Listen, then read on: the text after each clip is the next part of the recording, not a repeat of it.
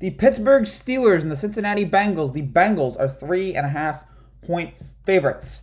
Tough loss for the Steelers last night against the Chargers because you were out a lot of your good players. Didn't have Joe Hayden, didn't have T.J. Watt, didn't have Fitzpatrick, and they still fought back. I mean, you can't come back from 17 points down to take the lead in the fourth quarter, and then in the end, you couldn't stop Justin Herbert from scoring that last touchdown. Great Steelers offensive performance, and we saw again why. It was vintage Ben in this game. You weren't worried about Ben for one of the first few times this year. Ben looked awesome. It was the defense that really, I mean, they were losing with some guys, but the defense really struggled here in this performance. So that was tough. They a lot of dumb decisions at the red zone, but it's sometimes those kind of things are going to happen. Steelers are starting to bounce back here, but it might be a little too late.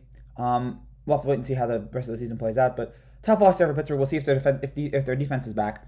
For the Bengals, I mean, they're looking great. Or I mean, as good as they are, there's still some problems. But the offense needs to be a little bit better. They need to be more consistent. But yesterday they took down the Raiders. They needed to avoid a losing streak. They did it. They really dominated here. And now they've got a huge 3-game stretch here coming up. So this is big. And Steelers is going to be a tough matchup here. It's a divisional matchup. I'm going to say Cincinnati wins it at home. I'm liking what Burrow's doing. I think the offense steps up.